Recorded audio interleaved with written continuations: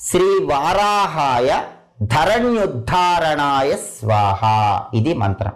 ఈ మంత్రంలో ఉన్న అర్థం ఏంటంటే, వరాహ రూపంలో ఉన్న శ్రీ మహావిష్ణువు నువ్వు భూమిని ఉద్ధరించావు, నీ అనుగ్రహం మాకు కలగాలి అని ప్రార్థించడమే ఈ మంత్రంలో ఉన్న అర్థం.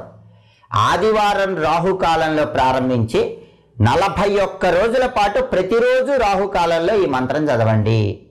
ఎన్నిసార్లు చదవాలంటే 108 లేదా 54 లేదా 21 సార్లు ఈ మంత్రం చదవాలి. ఆదివారం రోజు రాహుకాలంలో ప్రారంభించండి. వరుసగా 40 రోజుల పాటు లేదా 41 రోజుల పాటు రాహుకాలంలోనే రోజు ఈ మంత్రాన్ని 108 లేదా 54 లేదా 21 సార్లు చదవండి. మంత్రం ఇంకొకసారి జాగ్రత్తగా గమనించండి. ఓం నమః శ్రీ వారాహాయ ధరణ్యుద్ధారణాయ స్వాహ. రాహుకాలంలో మీరు ఎక్కడున్నా సరే ఒక ఆసనం మీద కూర్చొని ఈ మంత్ర జపం చేసుకోండి.